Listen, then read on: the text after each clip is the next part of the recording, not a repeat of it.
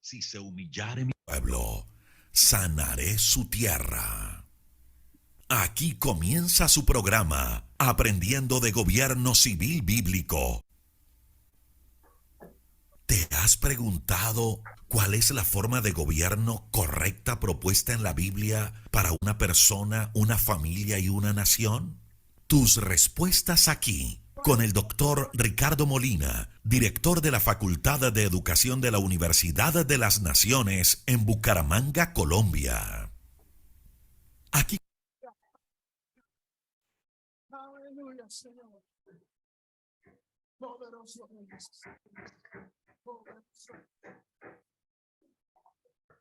Bueno, un placer poder estar otra vez iniciando semana en nuestro programa sobre gobierno civil bíblico. Un programa que presenta no una propuesta personal, ni una propuesta de alguna organización en ninguna manera. Es una propuesta bíblica, una propuesta dada por Dios, que sí existe un sistema de gobierno que produce libertad y prosperidad para todos. Aquí estamos entonces, bienvenidos a los que nos ven en vivo y los que nos verán en diferido en cualquier parte del mundo y a cualquier hora del día. Y con nosotros, como es la sana costumbre, nuestros codirectores del programa, la señorita Michelle Carreño, bienvenida.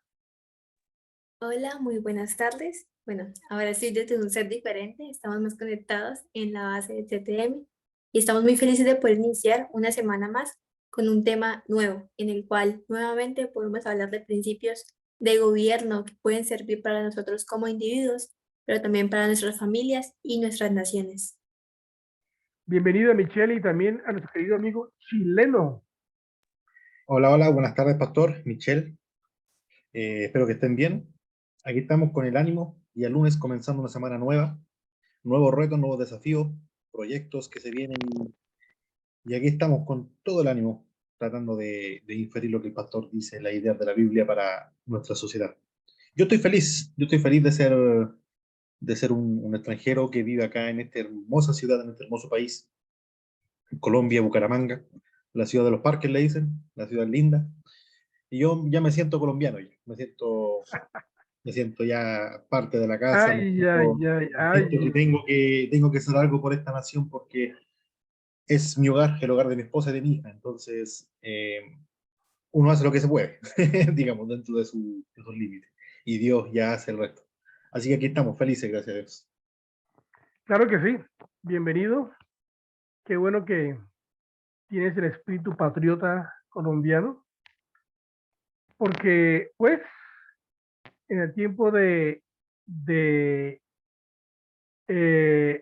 los inicios de nuestros países, he estado leyendo sobre Chile, he estado leyendo sobre Bolívar libertando Venezuela, libertando Colombia, libertando Ecuador, libertando Perú, interviniendo en algunos asuntos de Chile, ayudándonos para que esto funcione. Estos países tenemos muchas cosas en común, porque en los tiempos de la declaración de independencia, que en el mundo, el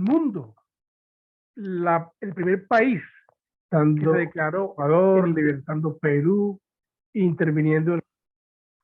El primer país que se declaró en independencia fue Estados Unidos, el 4 de julio de 1776.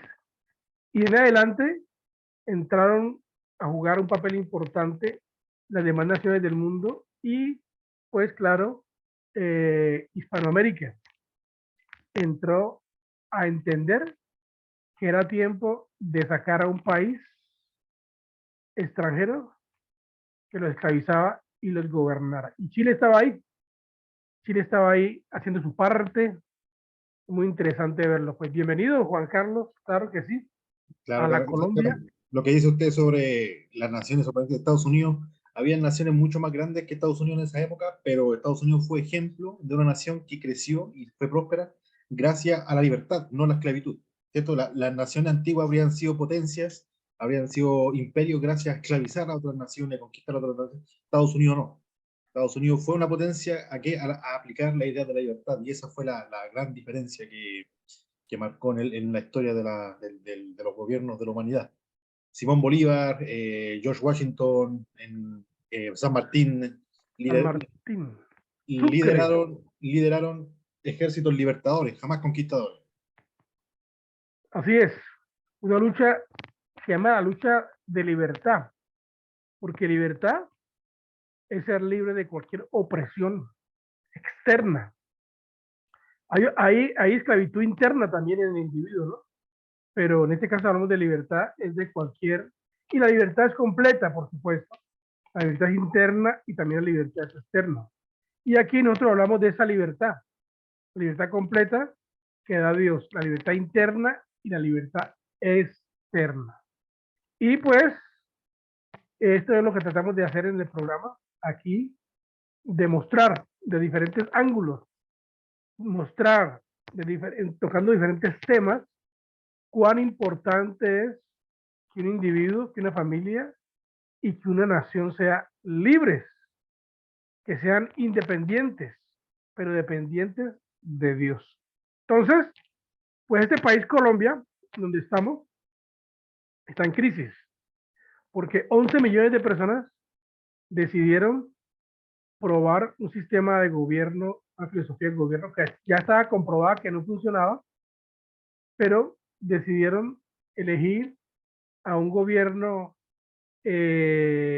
deshonroso, un gobierno que, aunque es válido legalmente, pero tiene una filosofía totalmente errada, equivocada, y la razón, las consecuencias las estamos ahora teniendo por la mala elección de este gobierno. Una de las cosas, pues, que está pasando en este gobierno y que tiene que ver con el tema nuestro, es que este gobierno está tomando fuerza, espero que no la tome totalmente, en cuanto a la expropiación. Y ya hay unas leyes en la Constitución, tristemente.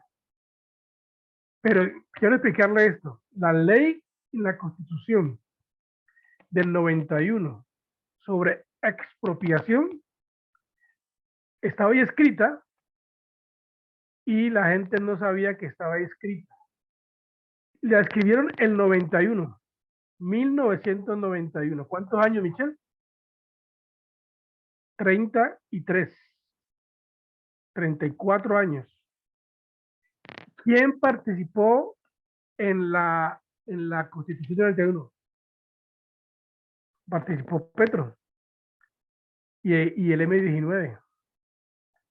Participaron haciendo la Constitución del 90. Y ellos escribieron en la Constitución temas sobre expropiación. Y quedaron allí. Ahora, después de 33 años, el que en el 91 colocó esa ley, que sí la sabe, ahora que es presidente, quiere aplicarla. Y los colombianos, ¿y cómo así?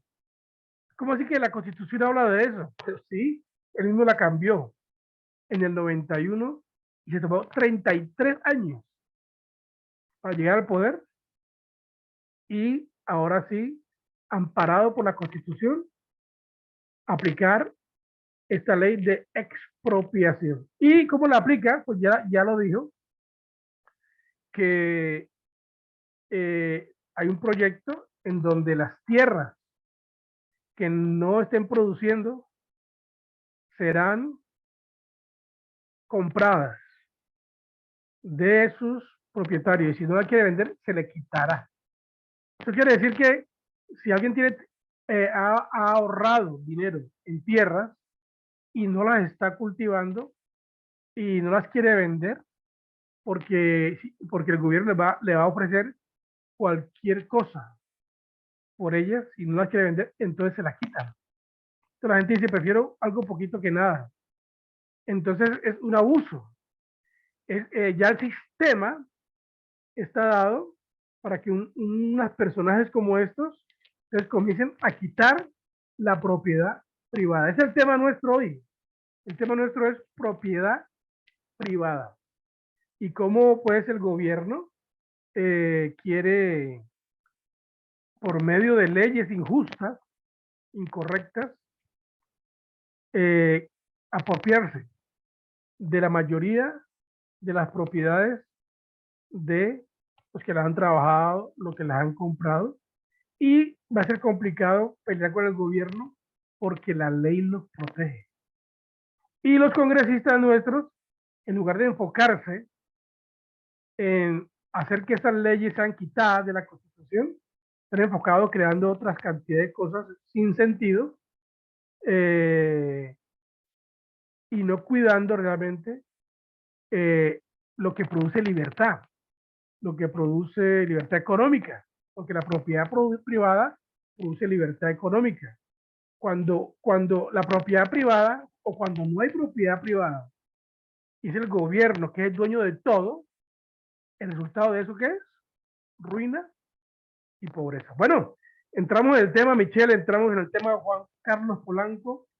Iniciamos como ustedes quieran. Yo tengo aquí una diapositiva, si quieren se las presento, para hablar sobre el título de la propiedad. ¿Cuál es el título de la propiedad? Entonces, déjenme, la pongo y de pronto se les da a ustedes fuerza para que hablemos del tema. Y pues Michelle puede ir buscando en Mateo 25:14 para que leamos eso. Porque la pregunta es, ¿cuál es el título de la propiedad? Entonces, pues la Biblia es clara, diciéndonos cuál es el título de la propiedad. Y el título de la propiedad es el trabajo, que hoy en día la gente no quiere trabajar. Hoy en día la gente quiere que el gobierno les dé todo y con esa mentalidad de no trabajar, pues quieren ganarse la lotería. Otros por no querer trabajar, pues roban. Y el gobierno, a través de los congresistas, queriendo apropiarse de todas las cosas, entonces pues hace leyes para decirle a la gente que usted no tiene que trabajar mucho, no se preocupe, no trabaje, deme todo lo que tiene, se lo quito por medio de leyes y yo le voy a dar lo que usted necesita. ¿Y qué es lo que el gobierno le da? Miseria. Ustedes ya han visto, aquí en Colombia está pasando eso, las colas de personas, filas de personas, en unas tiendas específicas, creo que en las tiendas ¿cómo llaman? Donde venden chance y lotería. Son tiendas que han designado para darles los subsidios a las personas. Yo he visto filas y digo, uy, esa fila tan grande, ¿por qué es? Filas de personas recibiendo su subsidio. Jóvenes, gente menos de 30 años, no filas para recibir el subsidio de juventud, porque hay un subsidio para jóvenes entre 14 y 28 años de parte del gobierno. Entonces los jóvenes pues no trabajan, sino que hacen filas para recibir la miseria hasta los 28 años. Bueno, eso es lo que está pasando. ¿Quién de ustedes quiere arrancar? Ya le puse ahí. Michelle, leamos Mateo. Sí, señor Medina, ya la comparto. Entonces, hablando del título de la propiedad privada, está la parábola de los talentos, que se encuentra en Mateo 14, en el versículo 14. Y dice, porque el reino de los cielos es como un hombre que yéndose lejos, llamó a sus siervos y les entregó sus bienes. Entonces aquí es una parábola en la que Jesús estaba hablando, pero también enseñaba este principio de la propiedad privada que se obtenía mediante el trabajo. En este caso lo tomó como ejemplo con los 3 hombres a quienes dio diferentes dones. Muy bien. Claro, ese es un ejemplo categórico de la importancia de trabajar, de producir. Y lo que uno produce, eso le da ese título de que te pertenece. Y hay un personaje que vamos a estar estudiando porque hemos comenzado nuestra escuela de maestros para las naciones, es una escuela de filosofía. Estamos comenzando hoy, una escuela de filosofía, una escuela de historia, una escuela de gobierno y una escuela de educación. Estamos comenzando hoy 3 meses internos, 24 horas, 24/7, estudiando, y ahí estudiaremos en la parte de gobierno, estudiaremos a un amigo nuestro, muy amigo mío, que se llama John Locke. Y John Locke, pues se le llama el filósofo de la revolución de los Estados Unidos, porque pues sus escritos fueron usados para ayudar a establecer la nación más libre del mundo, Estados Unidos de América. Y pues John Locke tiene tan claro el concepto de propiedad privada, porque hoy en día casi no existe propiedad privada en el sentido, a ver, ya me explico. Hoy en día casi no existe propiedad común, es la cosa, para poder usar la propiedad común con el trabajo y tener propiedad privada. Hoy en día casi todo pertenece a alguien, ¿no? Casi todo pertenece a alguien. Y mucho de lo que no pertenece a alguien, entonces el gobierno dice que él es el dueño. Imagínense ustedes, es una herejía, Juan Carlos, horrible, que la propiedad en común, la propiedad natural, le pertenece al gobierno.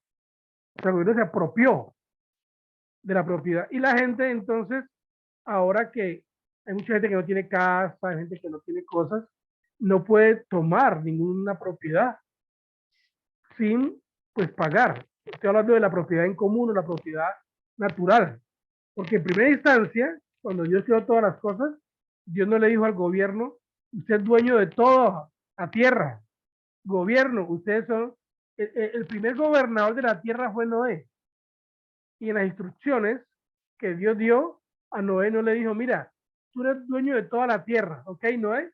Y entonces tú ahora vas a vender la tierra a la gente para que tenga propiedad. En ninguna manera. No fue así.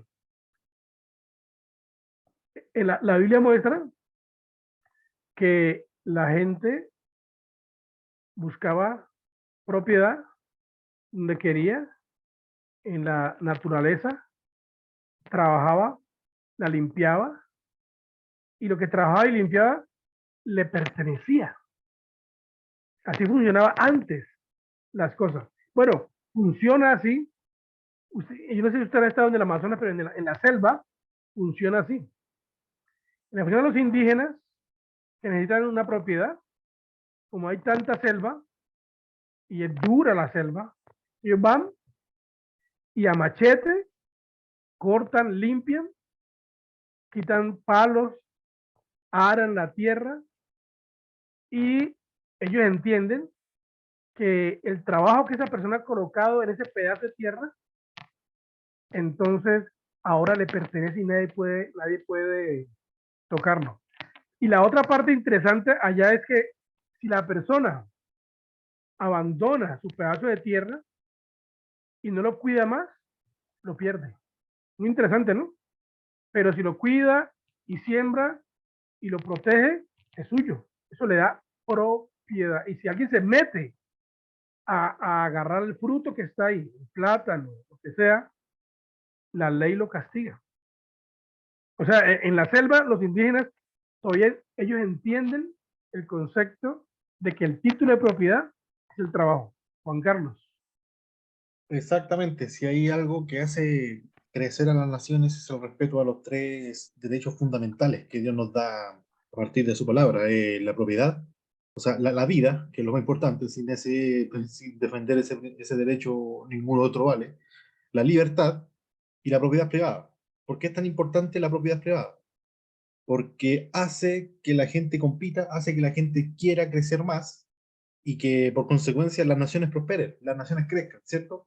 Si yo no tengo ni un incentivo sabiendo que no voy a tener nada, o sea, que mi trabajo no vale la pena porque lo va a tener otro, o yo trabajo para el Estado, no voy a querer hacer nada, no va a ser ni un incentivo para mí hacerlo. Pero si yo sé que soy libre para poder trabajar, para poder prosperar, poder juntar, ahorrar, o sea, de querer lo mejor, tener algo mejor, darle mejor a mi familia, darle algo mejor a mi familia, a todo eso, eso me va a incentivar ¿a qué?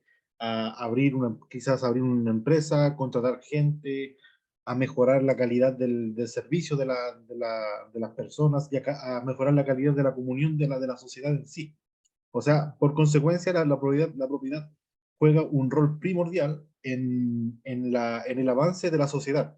Y eso es por eso que Dios en su sabiduría pone tanto énfasis en proteger la propiedad privada y cuáles son las consecuencias de romperla. Quizás en otra ocasión podemos hablar cuáles son los castigos que Dios da para el robo, para la estafa, para ese tipo para la corrupción en el gobierno, porque el ladrón más grande de las naciones son los mismos gente del gobierno que roba a través de los impuestos de la gente.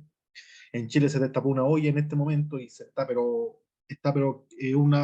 un caso de corrupción y ese caso de corrupción está jalando, jalando, jalando y llegó hasta los fondos que se ocuparon para que el actual presidente saliera electo y para la candidatura de la prueba, de la constitución de la prueba.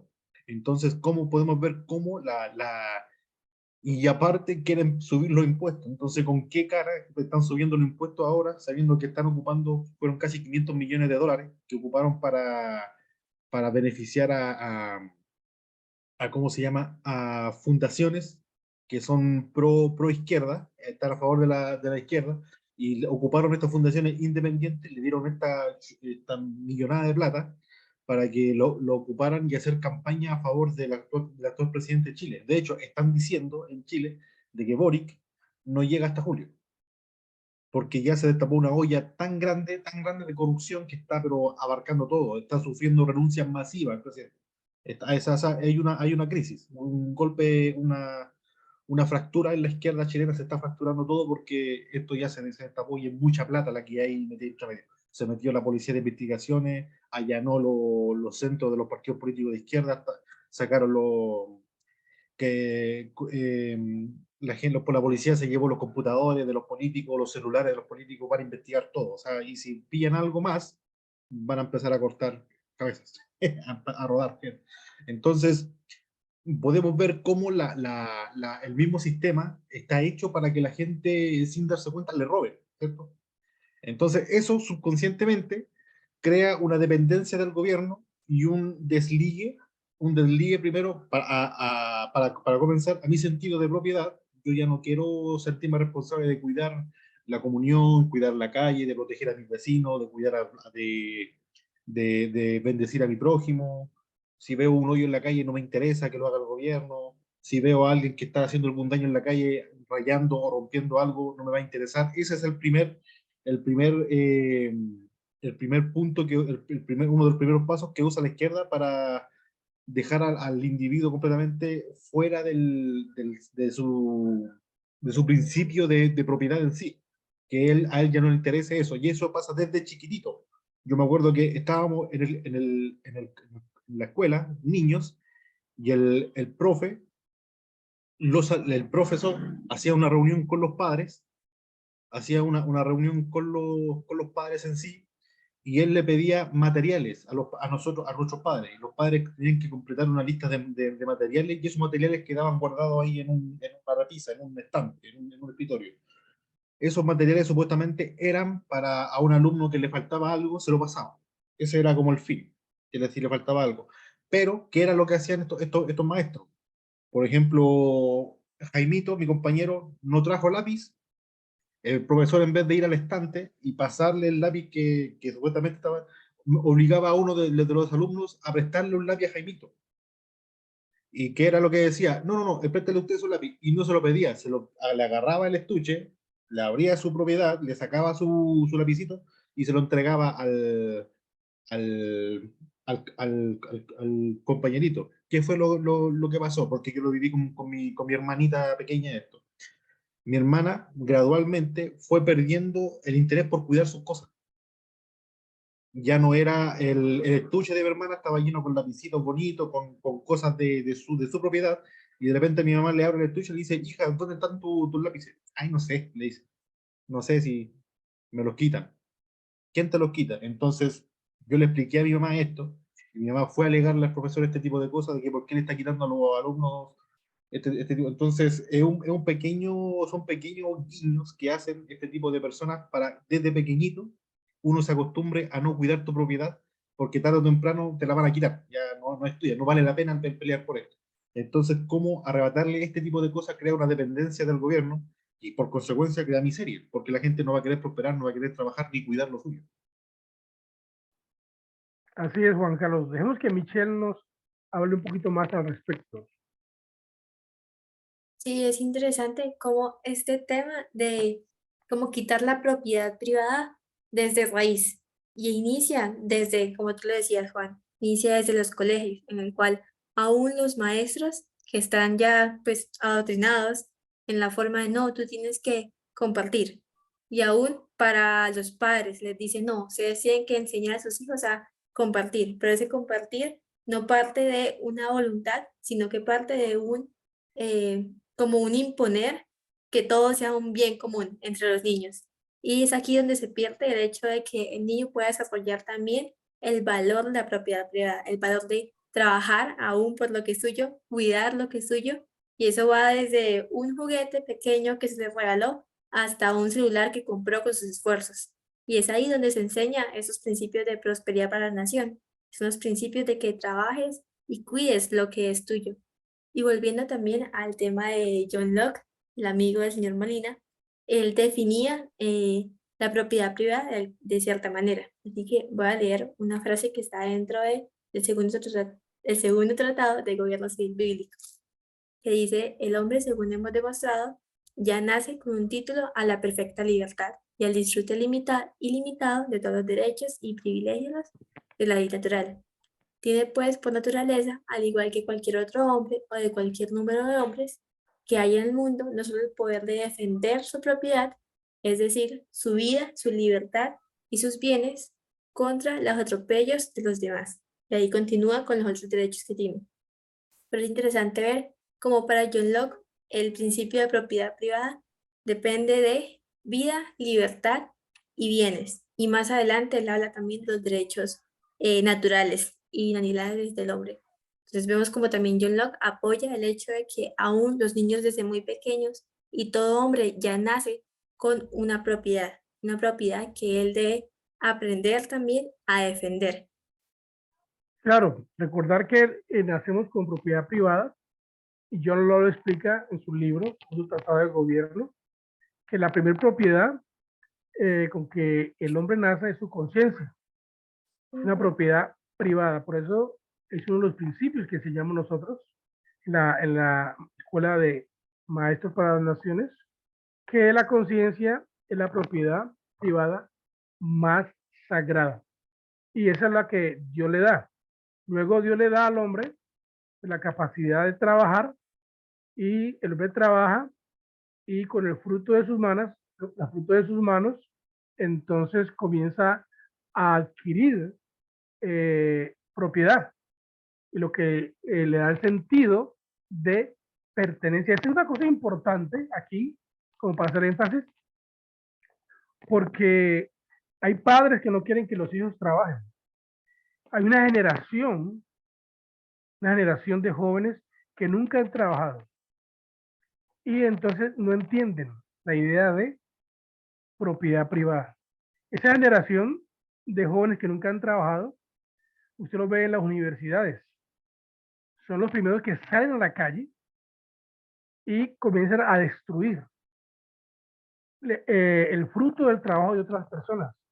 Una persona que ha trabajado toda su vida, ha hecho un préstamo, tiene una tiendita de zapatos o una tienda de televisores o lo que sea, y ahí está día a día con su propiedad vendiendo y pasa un grupo de esos jóvenes que nunca han trabajado, revolucionados, exigiendo lo que no merecen, y rompen las puertas, los vidrios, y se llevan en un ratito, se llevan la mercancía de ese hombre que trabajó toda su vida, que ahorró y que posiblemente está en deuda pagando lo que compró para vender, se lo roban y sin importarles nada y contribuyendo a la ruina de la sociedad, porque al robarle la propiedad a este hombre, lo que están haciendo es eh, llevando a otra persona a la pobreza absoluta. Pero esto pasa por esa idea del trabajo, que a los hijos no se les enseña a trabajar desde pequeños. Los padres quieren darles todo a los muchachos y no quieren que sufran, no quieren que estén en la casa, que estudien, que abren la boca y pida que yo les doy. Hay una generación así que ha sido dañada. Y esa es la generación que no aprecia el trabajo de otros y que no quiere trabajar más. Porque como ha vivido toda la vida de lo que los papás le han dado, ahora el gobierno les ofrece que les va a dar, entonces quieren seguir viviendo con los subsidios y las miserias que el gobierno les da. Aún, miren muchachos, estos jóvenes vuelven profesionales, médicos, o lo que sea, profesionales, se gradúan de la universidad. Y alguna nota aquí, hay unos jóvenes que nunca quieren terminar la universidad. Son estudiantes eternos. Pero hablemos de los que se gradúan. Los que se gradúan y que vienen con esa mentalidad, se gradúan, tienen un título, pero no trabajan. Son profesionales, pero no trabajan. Prefieren seguir haciendo marchas, prefieren seguir dañando la propiedad privada, quitándole a otros. Prefieren seguir dependiendo de subsidios o apoyando estas ideas en donde les prometen darles todo. Y estos muchachos jóvenes ya, porque son jóvenes de 30, de 35, 40 años, que no han trabajado y que viven unas vidas sin entendimiento de cuán importante es la propiedad, adquirir propiedad y ganar las cosas con el sudor de la frente, con el trabajo de sus manos, con lo que ha aprendido. Esos jóvenes se pierden, los padres no saben todo el daño que le hace a un hijo cuando no lo dejan que el hijo trabaje y sepa lo que es el dinero, sepa lo que es ganar el dinero, sepa lo que es invertir horas en un lugar trabajando o haciendo algo para venderlo. Claro, Los padres, ajá, y como son personas que no tienen un contacto con la realidad en sí, quieren hacer cosas buenas, pero como no saben cómo se hacen, terminan generando catástrofes. O sea, ellos quieren algo noble, algo bueno, ¿cierto? Ellos buscan buscan la igualdad, que el pobre no sufra, que el no sufra. En el caso de Chile, por ejemplo, disculpe que insista tanto, pero los que nos gobiernan hoy en día son muchachos que comenzaron con la revolución de estudiantes del 2004-2006. En Chile se llamó la Revolución Pingüina, porque el uniforme de Chile es una chaqueta negra y una camisa blanca, una corbata negra. Entonces, los jóvenes cuando salían a marchar se veían como los pingüinitos caminando en la Antártida. Y se llamó así, el nombre histórico, usted pone Revolución Pingüina en Chile y va a ver fotos de los muchachos. Estos eran los líderes, los estudiantiles, eran líderes estudiantiles y no eran personas, no eran de apellido, o sea, disculpe que no quiero sonar clasista, pero no eran los López, no eran los Herrera, no eran los tantos, eran el apellido del presidente Boric es Boric Front, no es clase baja, son personas bien acomodadas en Chile. Todos los que lideraron esa revuelta no eran clase baja, eso es usual, son personas que tenían las posibilidades para estudiar, salieron del estudio, salieron de la universidad, y como eran los líderes estudiantiles de la izquierda popular de ese tiempo, pegaron un salto de la universidad al sector público. jamás en su vida estuvieron trabajando, creando trabajo, creando riqueza, quizás pagando un sueldo en el sector privado. Pasaron de una al colegio, a la universidad, se saltaron al Senado, ganaron una millonada de plata como diputados, como senadores, como esas cosas. Y hoy en día, claro, son las personas que están liderando el país, quieren cambiarlo, pero como jamás han creado riquezas, no saben cómo se hace, no tienen ese conocimiento, no saben cuál es la noción de la propiedad, porque para ellos, claro, todo es gratis, y como a mí me tocó así, a la gente también le puede tocar así. Entonces, claro, tuvieron ese tipo de privilegios y quieren solucionar los problemas de la nación de esa manera y es matemáticamente imposible. No pueden hacer eso. Entonces, son personas tan, digamos, tan viviendo en un mundo tan de fantasía, tan desligado con la realidad, de que si el día de mañana cuando se vayan del sector público y y vayan al sector privado, no van a durar nada, porque el sector privado, porque no tienen experiencia de nada. Es por eso que están condenados a seguir generando lucha entre la gente, a seguir generando disgusto para que ellos sigan siendo los representantes de ese disgusto y la gente los siga votando y sigan viviendo del Estado. Porque Recordemos que esa responsabilidad de enseñarle a los niños a trabajar corresponde a los papás. Entonces han creado una generación que no trabaja, que no aprecia el dinero, no aprecia la propiedad privada, no aprecia el libre comercio, sino que quiere siempre devengar regalías sin trabajar. Michelle. Y pues lamentablemente yo soy parte de esa generación en la cual pues lo vemos y lo veo aún con las personas dentro de mi colegio. Cuando lo veo, si no hubieran llegado también esos principios de libertad de propiedad privada, pues yo misma estaría desperdiciando por completo lo que es el dinero y más allá del dinero, también desperdiciando el otro bien común, el bien privado, perdón, del cual habla John Locke, que es la libertad, que creo que aunque en lo externo se ve mucho, bueno, como un hijo puede desperdiciar la propiedad de sus padres porque no le pertenece, porque no la trabajó, pero también se puede ver en lo interno como un hijo o una nueva generación puede nacer y continuar sin valorar la propiedad privada de la libertad o aún de la conciencia. Y es por eso también que se producen esos problemas como la ideología de género, se producen estos problemas como también la deshonestidad, la corrupción. Y es porque ha nacido una generación en la cual la conciencia ya no es una propiedad privada que tenemos que aún cuidar, que mantener limpia, sino que es algo que yo puedo entregar, que la puedo entregar aún al gobierno que venga y me eduque en mi conciencia, que me diga lo que tengo que hacer, que la puedo entregar a una ideología, que vengan, que me digan a quién debo odiar, qué marcha debo estar, qué movimiento debo seguir. Entonces vemos como la propiedad privada va mucho más allá del dinero y también radica en lo interno y más de esta nueva generación. quiero hacer un pequeño énfasis en lo que dice Michelle acá, porque es bien importante tomando el ejemplo que yo daba del profesor y de Jaimito. Y de Jaimito, desde pequeñito, a nosotros se nos enseñan que eso es solidaridad, que te quiten algo para dárselo al resto. ¿Cierto? Yo soy solidario por eso. Y hoy en día vemos a una generación de jóvenes y jóvenes adultos que cree de que porque trabajan y pagan impuestos son solidarios. Están siendo solidarios, son parte de este sistema solidario que hay. Y eso es mentira. Yo soy solidario cuando yo voluntariamente me niego a mi sueldo o doy parte de mi sueldo a una caridad o alimento al pobre, pero yo como individuo. O sea, Claro, eso de que generosidad o solidaridad con dinero que no es mío no es solidaridad ni generosidad. es por eso que hay una pequeña desviación en la conciencia. O sea, que nosotros conscientemente pensamos eso, de que solidaridad es eso, es que me quiten todo para dárselo a alguien más. Y eso es un robo. Es literalmente un robo, ¿no? Es muy interesante porque, pues, nos hemos educado con esa filosofía, una filosofía realmente de robo.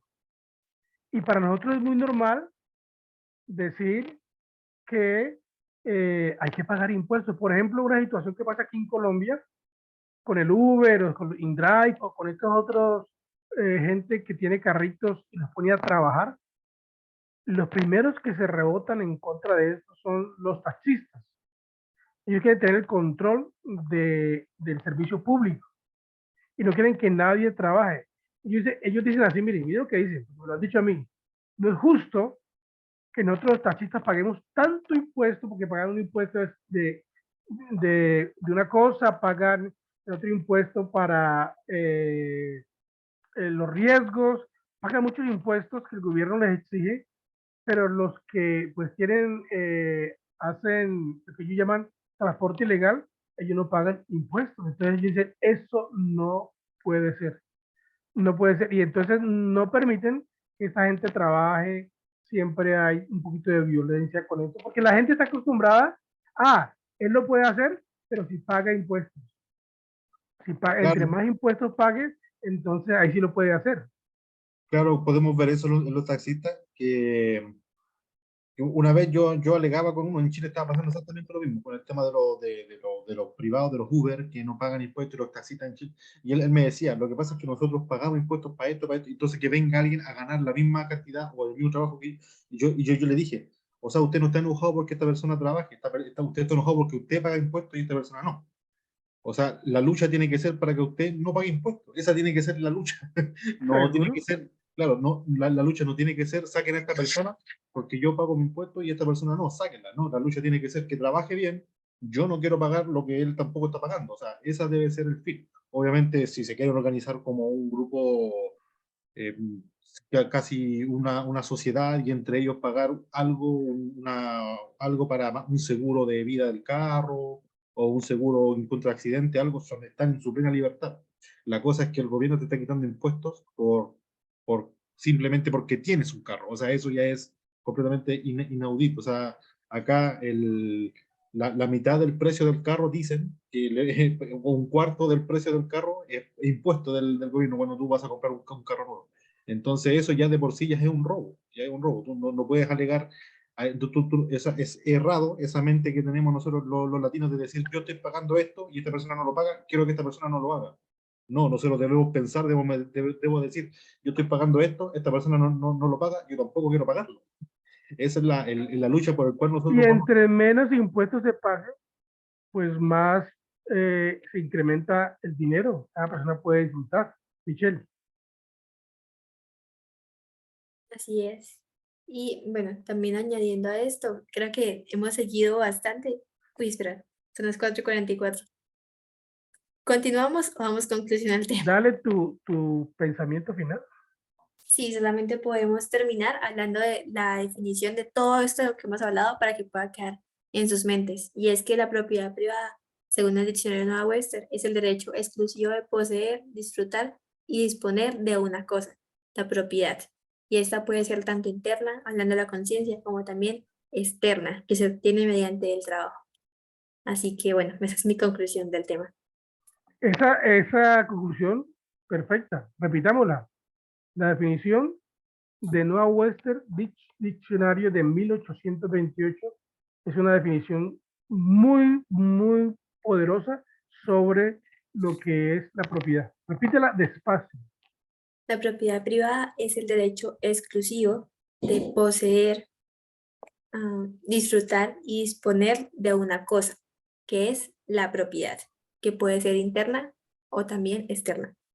Y ese derecho lo tienen todos los seres humanos. Derecho Ojo que de... en la Constitución de Chile, la que se rechazó, gracias a Dios, estaba el tema de eso, del hogar, el derecho a la casa. Entonces, decía, todo chileno, todo ciudadano chileno tiene derecho a gozar, a disfrutar de un hogar.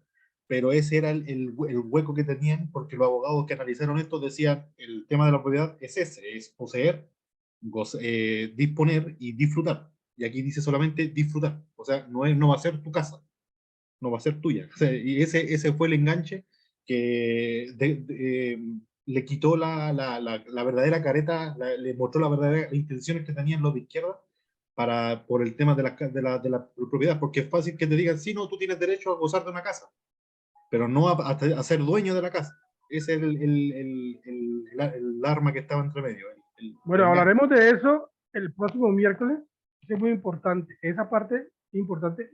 Seguimos hablando de la parte de propiedad privada, porque esa es una idea comunista. Se aplica mucho en Cuba y en los países comunistas.